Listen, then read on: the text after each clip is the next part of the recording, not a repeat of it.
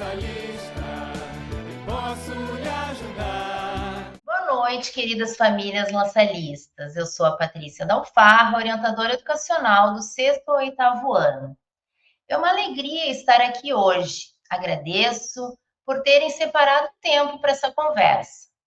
Estudos mostram que a boa educação ocorre quando a família anda de mãos dadas com a escola. Afinal de contas, são as duas instâncias mais importantes na vida de um jovem, na vida de um estudante. E quando há coerência, quando uma apoia a outra, quando uma completa a outra, o estudante sente que as regras do jogo, que o caminho está bem delimitado, como se estivéssemos às margens de um rio que vai seguindo a mesma direção. Nossas formações de pais são ações do projeto Soil Connection, que tem o objetivo de estreitar estes laços. E hoje nós temos a participação especial de um professor da nossa escola, que agora se apresenta para vocês. Boa noite, eu sou o professor Igor, professor de Ciências do sexto ano e de Biologia do ensino médio. Está junto com a Paty agora, nesse momento tão importante, para auxiliar nos hábitos de estudos dos filhos de vocês e dos nossos estudantes. Hábito de estudo, construindo caminhos para o sucesso escolar. Desenvolvimento de hábito de estudos. Nós temos na Rede La Salle este projeto que, desde a educação infantil até o ensino médio, visa trabalhar sobre os hábitos de estudos. Como premissa de São João Batista de La Salle, ensinar o bem viver significa oferecer uma educação integral e humanizada, que vai além do conteúdo acadêmico. O que é esse bem viver? Esse bem viver é esse estudante que, apesar das demandas, apesar da sobrecarga que pode acontecer, ele está conseguindo se organizar, ele está conseguindo dar conta das suas atividades.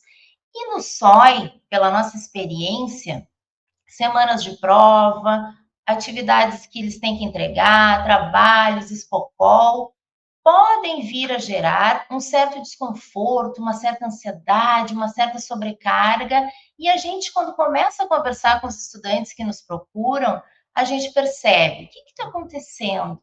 Será que tu te organizou? Será que tu te planejou para dar conta dessa demanda? E é aí que os estudantes nos trazem que não estavam conseguindo.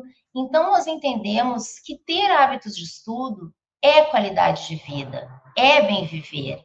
E é por isso que a gente tem o objetivo de trazer para os nossos estudantes formas, propiciar momentos, trabalhar essas questões para que eles consigam ter uma aprendizagem efetiva, não apenas na véspera da prova, e que, lógico, vivam bem, vivam felizes e vivam conquistando a cada dia um hábito de estudo melhor. Nossa caminhada até aqui. Desde o início do ano, no ano passado também tivemos, nós estamos tendo, sim, como meta a excelência acadêmica. Desde a educação infantil, como eu falei antes, até o ensino médio, nós temos esse objetivo de trabalhar hábitos de estudos com os nossos estudantes. Lá no início do ano, nós tivemos o Talk Time, que é um momento onde os nossos estudantes eles responderam tipo um quiz com plaquinhas de sim e não a respeito de toda uma reflexão. Estou conseguindo me organizar? Estou conseguindo ter hábitos de estudos? Estou deixando tudo para a última hora? Está tudo acumulado? Como é que está isso aí? Né? Também lá, desde o primeiro trimestre, o SOI, né, a Connection, fez os cards e enviou pelas famílias pelo ClassApp para que os estudantes do sexto ano fossem anotando ali suas notas de trabalho, suas notas de avaliações, para poderem acompanhar. Também nós temos um aplicativo da escola para o sexto, sétimo e oitavo ano, que é o mobile, onde todos eles podem ir acompanhando o seu desenvolvimento, seu rendimento escolar. Aplicamos através do Google Forms, aliás, os professores regentes aplicaram através do Google Forms o questionário onde os estudantes refletiram sobre os seus hábitos de estudos. Este questionário visava entender como é que eu estou me concentrando, como é que eu estou entendendo, como é que eu estou estudando. Então, ele não mediu inteligência, ele mediu organização e hábitos de estudos. Com os resultados deste questionário, que depois a gente vai ver mais à frente, não foram como o esperado, nós fizemos uma formação de professores, porque entendemos que ensinar a estudar também é papel do professor. Trabalhamos com os professores numa reunião, né, semanal que nós temos, metas, objetivos, dicas de como é que eles estavam fazendo e como é que ainda poderiam fazer antes, durante e depois da aula, dar dicas para que os nossos estudantes pudessem se organizar. Após este momento com os professores, nós fizemos a devolutiva nas turmas. No sexto ano, com a temática da Copa do Mundo, apresentamos, né, com relação ao futebol, fizemos uma analogia de que assim como os jogadores precisam treinar para jogar um campeonato, para estarem numa Copa do Mundo, nós, enquanto estudantes, precisamos nos preparar, não podemos chegar na véspera e ler tudo e querer dar conta de tudo. Foi um momento muito rico, onde os estudantes puderam dar seus depoimentos e curtiram bastante. Já no sétimo e oitavo, nós fizemos a leitura, né, das organizações ali, de como é que está cada um no seu hábito de estudo, eles grifaram com caneta marca-texto e também conseguiram estabelecer metas de o que eles iriam identificar, o que eles iriam decidir a partir daquele resultado, de já começar a colocar em prática, que também foi um momento bastante rico nas turmas. Estes estudantes que no grande grupo precisaram, sentiram alguma necessidade de nos procurar no SOI para ter um acompanhamento individualizado, foi feito após a entrega dos resultados nas turmas.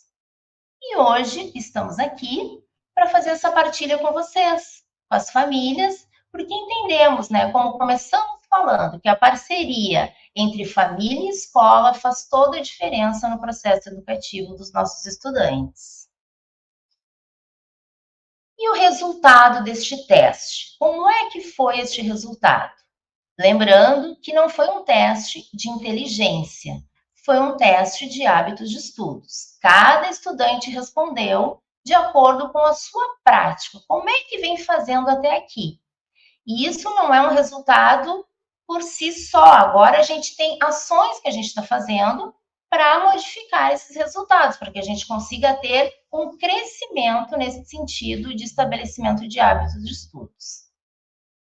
No nosso teste, este percentual de 59,7% dos estudantes do sexto ou oitavo ano, que fizeram até 64 pontos, quer dizer que são estudantes que já estão iniciando com algum hábito de estudo, mas ainda falta, ainda precisam construir melhores hábitos, ainda estão em processo de.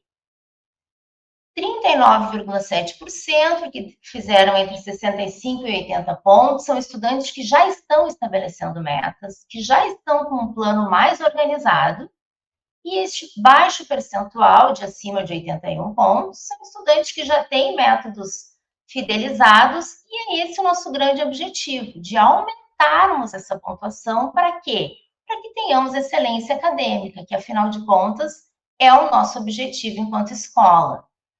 Aqui eu acredito, assim, que devemos atuar todos, pais, professores, por isso fizemos as formações, porque é um dado alarmante, não é um dado que nos deixa confortáveis, é um dado que nós, ao vermos este dado, precisamos sim intensificar ainda mais estes hábitos de estudos nos nossos estudantes. Entendemos que os obstáculos podem ser: eles não estão sabendo revisar, talvez.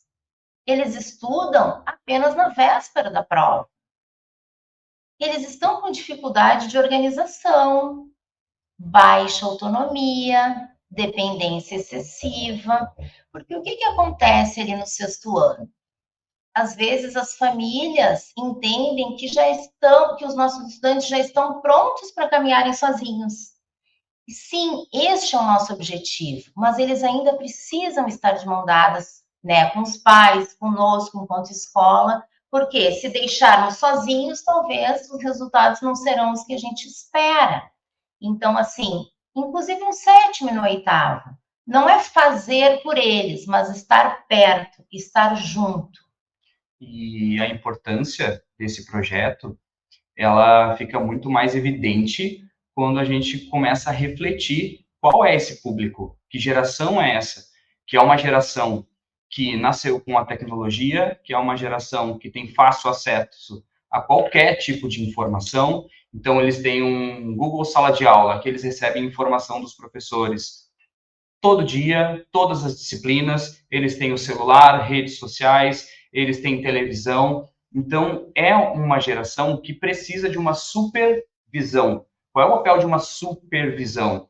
É focar, ajudar a direcionar quais são os objetivos e quais são as melhores formas de alcançar esses objetivos. Então, esse é o papel da escola, mas o papel da escola fica apenas em um turno. O restante do dia é da família. E é por isso, esse é o objetivo desse nosso momento, para que a gente consiga trabalhar juntos para conseguir alcançar essa mudança.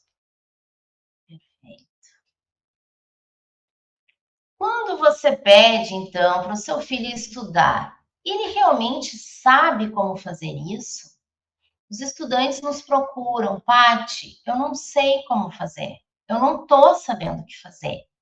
Ou então, Pati, consegui aplicar o que tu lembrou, o que tu nos deu de dicas lá no Talk Time e deu certo. E o quanto eles ficam felizes com isso.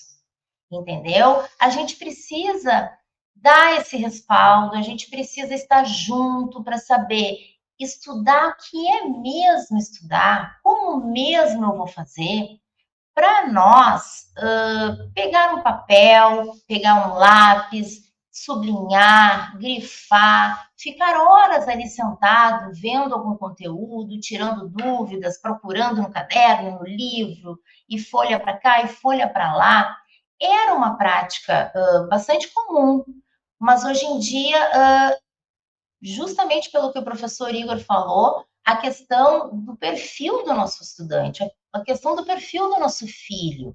Tem aí o imediatismo, eles não ficam muito tempo com papel, eles não ficam muito tempo com livro, com caderno, querem respostas mais rápidas e muitas vezes neste anseio de estar estudando e já estarem, né, mais de meia hora já ter passado e eu não ter conseguido, talvez largam de mão e vão fazer outras coisas. E aí o teu filho está lá no quarto, nosso estudante está com os livros há um tempão já aberto, e será mesmo que ele está estudando de fato? Então, por isso, né, que nós entendemos a importância de termos esta preparação sobre os hábitos de estudo com os estudantes, com os professores e nessa noite com vocês, com as famílias que estão no dia a dia dos nossos estudantes, acompanhando e que podem nos ajudar nesta questão e que muito, muito, muito efetivarão estes hábitos com este acompanhamento. O que são, então? O que é a organização? O que é importante? O que é importante trazer para a aula? Eu sei que ali no sexto ano, às vezes a gente pergunta, mas a minha mãe não sabia. Eles falam, né? Claro, eles estão em processo, mas cada vez mais eles precisam estar organizando essa mochila. Às vezes lá no sétimo, oitavo também acontece, de o professor previamente solicitar algum material, quando esse material não vem, ou até mesmo o livro didático, o quanto prejudica esse processo, né? A questão também do planejamento, como é que eu vou fazer? Temos casos de estudantes, e muitos, e o que é muito legal, que tem toda uma agenda extra classe, que jogam campeonatos, que treinam em clubes, que tem uma rotina fora da escola gigantesca. E como é que vai ser o planejamento? Para nós adultos já é difícil de fazer esse planejamento numa semana assim que a gente está com muita coisa, a gente precisa parar, pensar, ah, não, se eu preciso disso para terça, então segunda já tem que estar pronto. Será que o nosso estudante de sexto ou oitavo ano tem toda, né, essa previsibilidade para dar conta? E se não tiver, a gente precisa estar junto para acompanhar, porque senão são justamente esses momentos que geram ansiedade, que geram a sobrecarga, que geram o estresse. E aí depois vem a questão, né, do me deu branco, eu não consegui, dá para entregar depois, às vezes os professores dão prazo, né? Hoje é dia 26, tem até o dia 26. É 11h58, o estudante está lá postando no dia 26. Ok, mas talvez isso esteja gerando o estresse, que é o que a gente não quer. Como a gente começou falando do bem viver, a gente precisa dar esse respaldo para que os nossos estudantes vivam de forma a estar mais preparados com as entregas, com as demandas. E a questão da revisão, né? Batemos nesse martelo em todas as turmas. Qual a diferença daquele estudante que aprende de manhã um conteúdo ou de tarde e que revisa antes de dormir e aquele estudante que deixa para estudar na véspera? Como é que ele vai perguntar sua dúvida para o professor na aula seguinte? Ele não vai ter dúvida, porque ele não estudou, ele não sabe direito o que vai cair. Quando chega numa prova, na semana de provas ou na trimestral, que cai todo o conteúdo do trimestre, é uma sobreposição de dúvidas, e aí já não tem mais o que fazer. Às vezes eles até na hora da prova perguntam, né? E aquele não é o momento mais de tirar dúvida. Hora da prova é alguma questão que tu não entendeu, sei lá, talvez o que está pedindo ali, mas não o conteúdo em si. Aí o professor não pode ajudar? Como é que ele vai ajudar? Aí é tarde. Então, assim, o quão importante é a revisão? Porque se eu cheguei hoje em casa e revisei o conteúdo que foi dado, o que foi dado hoje de ciência será no sexto ano? Tecidos. Tecidos. Então, eu vou estudar o que são os tecidos, o que o professor nos ensinou ali. Chega na aula que vem, sexta-feira que vem, eu já posso perguntar, Igor, sabe aquela parte ali que tu explicou? Não entendi. É diferente, né? Para quando chegar na prova, eu vou tirando dúvida por dúvida e não causando uma bola de neve de um monte de coisas que eu não sei fazer. A concentração nem se fala. Os estudantes dessa faixa etária, eu amo essa faixa etária. Eu amo porque eles crescem, eles amadurecem, eles tentam fazer uma malandragem, daqui a pouco eles se contêm. Então, assim, eu sou apaixonada pelo sexto, pelo sétimo, pelo oitavo, cada um com suas características, mas todos, assim, de uma forma muito viva, e isso é muito bom. Os nossos jovens, eles precisam querer, até, assim, tentar extrapolar algum limite, alguma coisa que a gente consiga retomar, mas a concentração em sala de aula, ela também precisa ser cobrada. E a gente precisa em casa também. Meu filho, tu prestou atenção? Onde é que tu estava quando o professor falou isso? Retomar, né, com eles, porque às vezes o professor pede até um material ou combina alguma coisa que vai cair de tal a tal página. Claro, tá tudo no Classroom, mas é importante sim saber a hora de conversar e a hora de se concentrar. A gestão do tempo, tanto em sala de aula, que é isso, né? Há tempo para todas as coisas, e em casa também. O que eu digo para eles sempre? A gente não quer que vocês estudem 5 horas na véspera da prova. A gente quer que vocês façam todos estes itens que estão dizendo aqui, que um deles é a revisão. Então, quando chega na véspera da prova, ainda brinquei nas turmas. Agora, Copa do Mundo, te convidam para ver o jogo na casa de alguém, tem uma resenha na casa de alguém. Não, não vou poder ir. Por que tu não vai? Eu não fiz o tema, não estudei para a prova, não estou com nada em dia. E como é que tu vai ficar em casa? Tu vai ficar feliz que tu perdeu tudo isso porque tu não deu conta das tuas coisas? Não, tu vai ficar triste, tu vai ficar tenso porque já é amanhã a prova, vai saber. E isso não é legal. Tirar suas dúvidas, né, que a gente já falou antes ali. Quem revisa sabe o que não entendeu. quem sabe que não entendeu, tem o professor ali para tirar as dúvidas e não ficar preocupado e tentando, né, achar mil e outras formas que não seja ali com o professor, que está super acessível, que está ali para isso, que ensinou, então ele sabe muito bem tirar as dúvidas de vocês. E sempre lembrando, né, que aprender o conteúdo e aprender a estudar precisam caminhar juntos. Vamos falar um pouquinho, então, de forma prática, como que nós podemos ajudar essas crianças. Vamos pensar numa sala de aula. Uma sala de aula, o professor ele sempre começa a sua aula apresentando os objetivos da aula. Ele recapitula o que foi visto nas aulas anteriores e depois ele apresenta os objetivos. Por exemplo, o que vamos aprender? Hoje nós vamos falar sobre os tecidos biológicos. Hoje a gente vai aprender sobre tecido epitelial, sobre tecido conjuntivo. Então, você primeiro estabelecer aonde eu quero chegar é importante. Imagina, nós vamos fazer uma viagem para Gramado, certo? Quando eu sei que eu quero ir para Gramado, agora no nosso recesso escolar, no final de julho, fica muito mais fácil, porque eu sei o caminho que eu tenho que seguir, eu sei por onde que eu tenho que passar. Agora, se eu estabelecer que eu vou fazer uma viagem, mas eu não tenho um objetivo, o meu caminho ele é incerto. O meu caminho ele vai se desviar. Eu vou, no momento, pensar que eu vou para um lugar, eu vou para o outro. Ou seja, eu não vou chegar em lugar nenhum. Depois de tu ter um objetivo, né, nós precisamos pensar nas anotações que eles fazem. O que eu percebo como professor? Que eles estão muito preocupados sempre em anotar, copiar o que está no quadro. Então, eles perguntam bastante, Prof. Igor, tem que copiar? Tem que copiar? E eu falo, é importante. Eu nunca falo para eles, tem que copiar. Porque, às vezes, quando eu falo para eles, tem que copiar, parece que eu estou estimulando eles que é só isso que eles precisam fazer. Então, eu apresento para eles a ideia de que copiar é importante. Eu percebo que existem alguns alunos que, ao copiar algum assunto que está no quadro, eles vão fazendo anotações extras nas próprias anotações. Então, o professor, por exemplo, colocou lá no quadro, a função do complexo de Golgi é a excreção celular.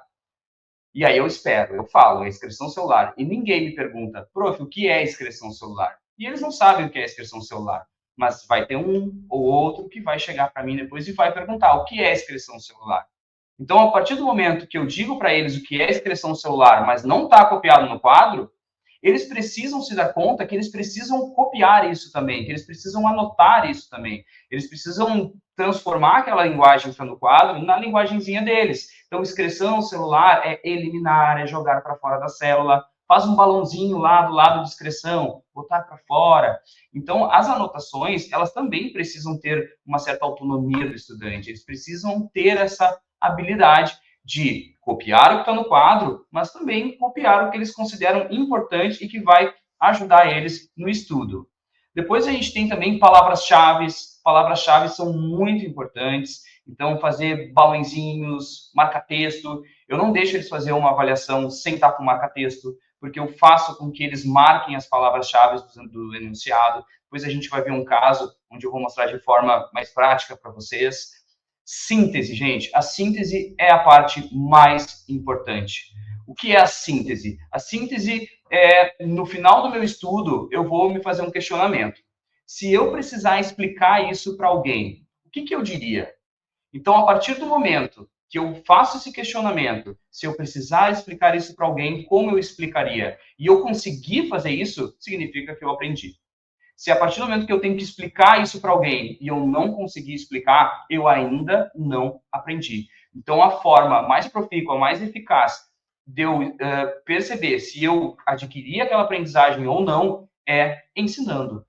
Eu sempre digo como professor, assim, eu aprendi muito mais dando aula, nesses mais de 10 anos que eu estou dentro da sala de aula, do que na universidade, do que na escola. Porque a partir do momento que tu conversa, que tu explica, tu tá aprendendo, tu tá fazendo conexões no teu cérebro e isso facilita bastante a aprendizagem, né? E aí depois, né, gente, a revisão. A revisão, ela é fundamental porque a revisão ela atua dentro da memória. E a memória ela atua dentro de uma parte do nosso cérebro, uma região chamada de hipocampo. O hipocampo, vamos fazer uma analogia. Imagina que nós estamos numa trilha no matagal, certo? Se nós seguirmos aquela trilha apenas uma vez, qual é o rastro que a gente vai deixar naquela trilha? praticamente nulo. Mas se eu ficar fazendo aquela trilha todos os dias, toda semana eu volto para fazer aquela trilha, o rastro que eu vou deixar naquela trilha é muito maior. O nosso hipocampo, ele funciona dessa maneira. Então, memória não é intensidade. A memória, ela é constância. Estudar 10 minutinhos por dia, ou um dia sim, um dia não, é muito mais eficaz do que eu estudar 8 horas um dia antes da prova. Hoje eles chegam, nós tivemos prova, hoje eles falaram, eu estudei das 2 até as 10 da noite. Meu Deus, se eles tivessem estudado 10 minutinhos, 15 minutinhos, um dia sim, um dia não, ou todo dia, eles não precisariam ter todo esse estresse, toda essa intensidade, todo esse tempo, que pode acabar, inclusive, prejudicando, porque eles vão estar aptos a fazer a prova? Até vão, mas na semana que vem, eles já vão esquecer tudo isso que eles estudaram para a prova. Se eles estimularem o hipocampo, um pouquinho de cada dia, um pouquinho a cada dia, aquilo ali vai ficar armazenado por um longo período de tempo. E os temas ajudam justamente nessa questão da revisão. Então, é por isso que é importante acompanhar os temas. Os temas, eles ajudam na revisão e na consolidação da memória. Tá? Então, como forma prática, eu trouxe para nós analisarmos uma questão. Só para a gente entender como que esses jovens estão sendo cobrados hoje. Isso é uma questão de uma avaliação externa, do simulado da Bernoulli, que nós aplicamos com os estudantes.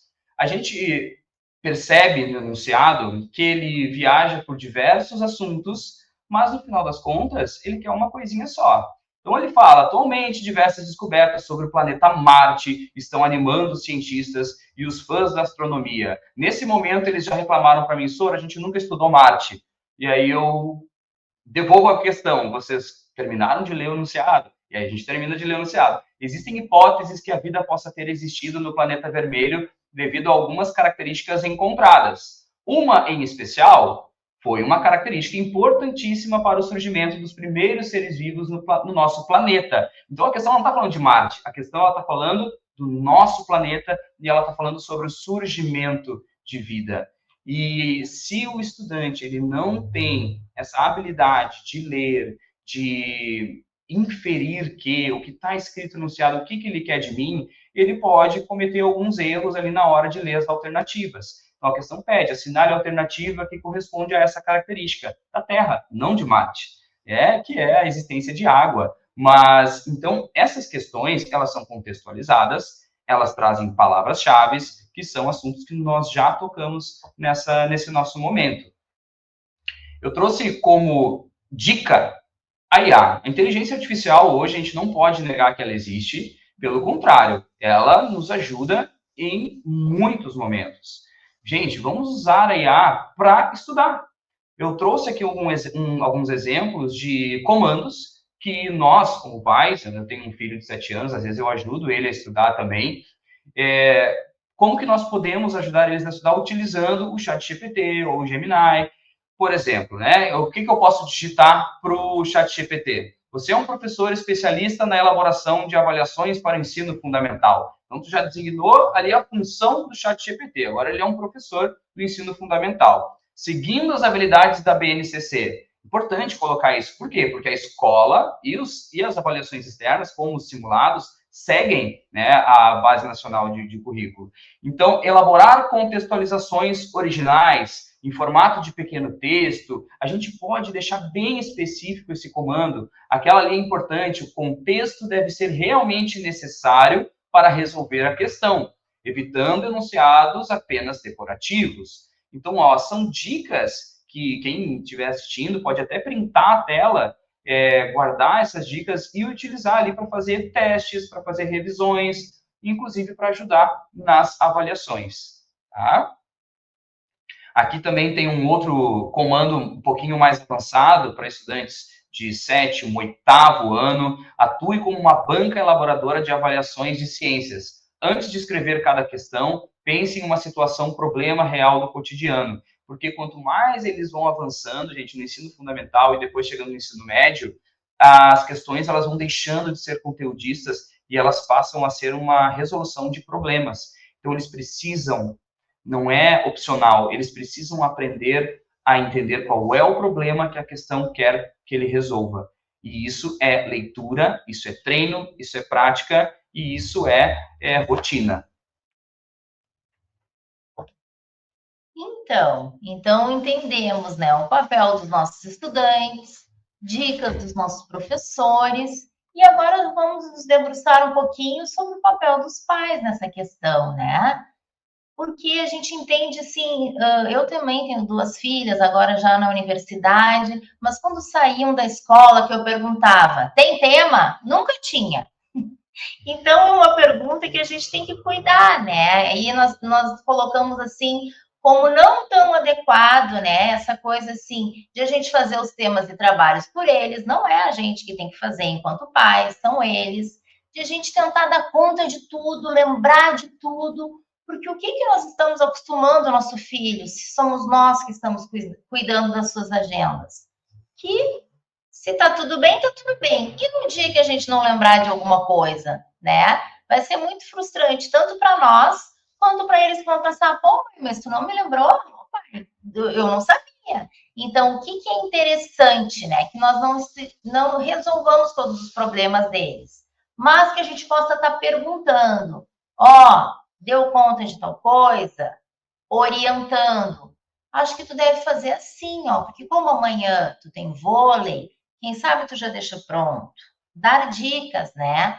E acompanhar, sabendo que naquela semana é uma semana de provas, é uma semana de entregas, né, de trabalhos, banners de Spocol, né, que a gente vai ter aí já em breve. Como é que tá a tua apresentação, meu filho? Tu tá sabendo fazer? Qual é que é a tua parte, né? E incentivar sempre trazendo essa questão. Quando nós estamos organizados, nós vivemos melhor, nós nos sentimos melhor. E enquanto adultos, conosco é a mesma coisa, né? Quando a gente vai sobrepujando uma atividade a outra que a gente não dá conta, nós ficamos, né, desorganizados de certa forma e ansiosos em poder saber, será que eu vou conseguir? Com os nossos filhos a mesma coisa. Então, se a gente conseguir estar acompanhando, dando esse respaldo, incentivando para que se organize, nos colocando à disposição, mas não fazendo por eles, nós estamos formando aí um estudante mais autônomo. Atitudes que ajudam, né? Que ajudam muito. Criar rotina de estudos em casa, né? Para que ele não fique, como o professor Igor falou, 5 horas estudando antes da prova. Não, que ele tenha a sua rotina. Agora eu vou passear com o meu cachorro, depois eu vou dar uma lida, depois eu vou pesquisar uma videoaula sobre esse assunto. Que ele consiga fazer atividades de lazer e atividades escolares, né? Numa tarde ou numa manhã, colocando, variando, né? Atividades com mais objetivos de estudo e outras de lazer. Definir um local e um horário fixo para estudar. Isso aqui vai de cada um, né? Mas a gente sabe que um ambiente favorece para o estudo. Porque se tem muitos fatores distratores, o estudante ele pode faz uma coisinha aqui, faz a outra ali e perde o foco. A questão do horário fixo, cada um vai saber se para si vai rolar ou não, cada dia ele faz de um jeito, tem pessoas que gostam mais dessa flexibilidade, tem outras que preferem um horáriozinho marcado e tá tudo bem, desde que consiga dar conta e fazer, né? Limitar distrações. Eles dizem, e é unânime que eles dizem, eu consigo sim trabalhar com o celular, estudar acompanhando o celular, fazendo algum jogo, vendo TV. Então a gente acolhe, né? Entende que tem estudantes que conseguem, mas na minha experiência eu acredito que sempre, com o fator distrator estando junto, tu leva mais tempo, entendeu? O que seria a meia hora que o professor Igor falou, vai dar uma olhadinha numa coisa aqui, a outra ali, já se transformou em 1 hora. Daí talvez amanhã eu não vou querer, porque eu vou ter que ficar 1 hora. E se eu não tiver essa distração junto, é bem provável que em menos tempo eu consiga dar conta. Valorizar, né, o esforço, não só a nota.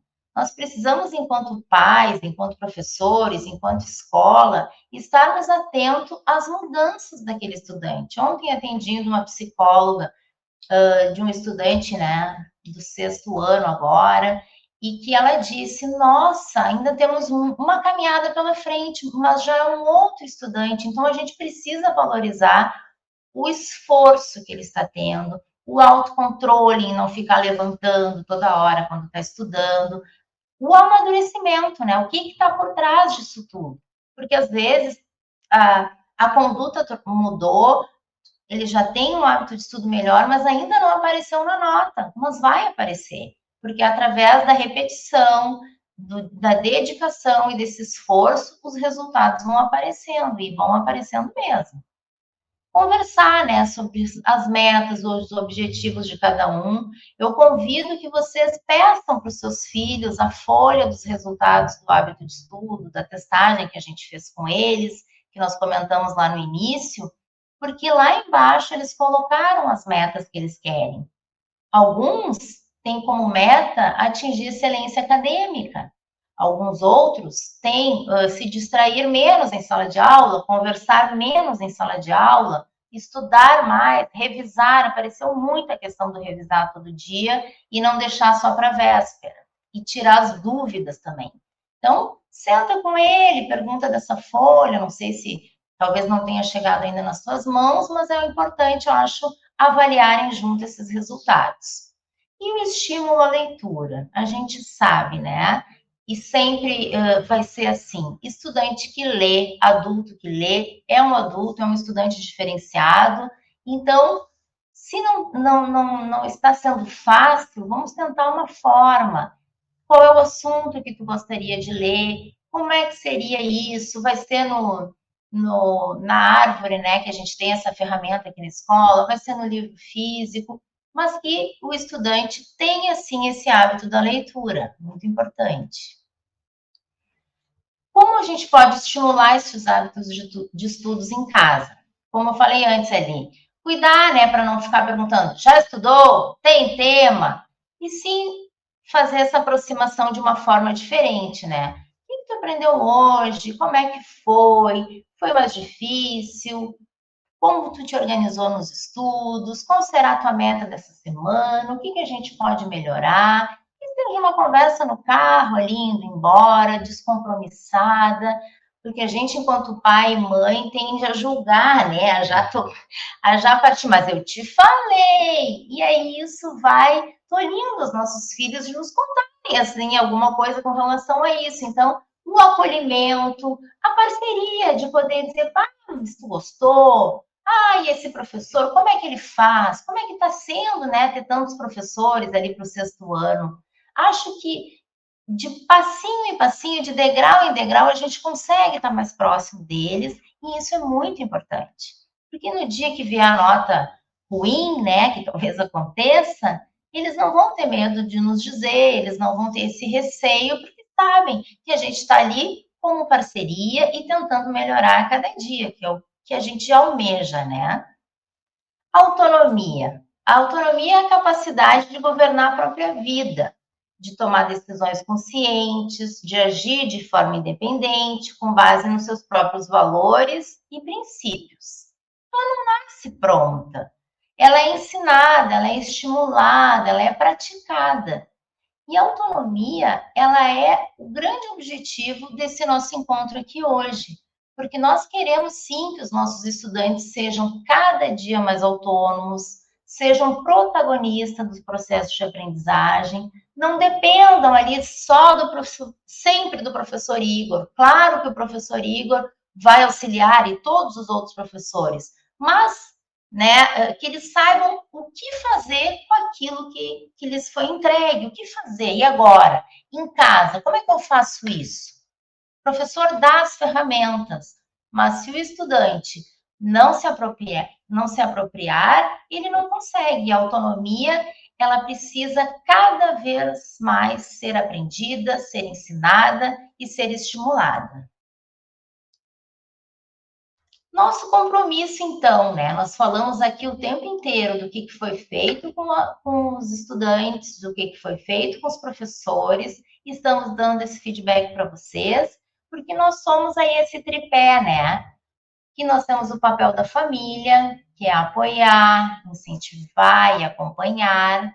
O papel da escola, que é ensinar tanto os conteúdos quanto a como estudar, a como revisar, aonde procurar, como fazer um mapa mental, como fazer um resumo.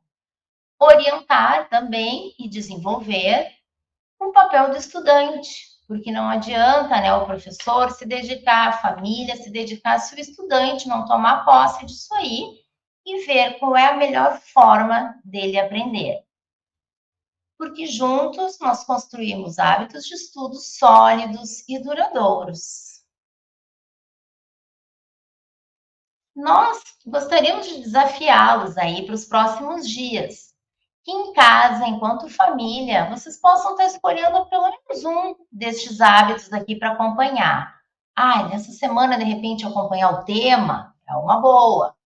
Um horário fixo de estudo, uma revisão, o fato de diminuir um pouquinho o uso do celular para estudar, propor uma coisa diferente. Vamos ver quanto tempo tu vai conseguir. Ontem foi 5 minutos, hoje vamos tentar 10.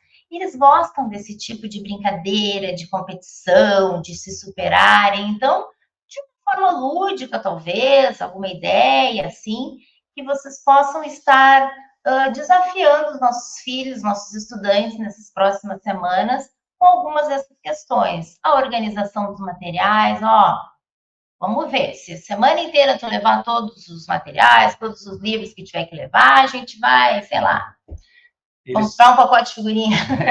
Eles precisam de rotina, tá, gente? Isso é natural, é biológico, nós precisamos de rotina. É como escovar os dentes. Nós escovamos os dentes porque nós precisamos e está na nossa rotina. Não depende da nossa vontade. Então, a partir do momento que nós criamos uma organização, uma rotina com eles, deixa de depender da vontade. Hoje eu quero, hoje eu não quero. É rotina. E isso é um processo, e isso leva um determinado tempo, mas é fundamental para que nós possamos ter esses jovens mais autônomos e que consigam resolver problemas sozinhos.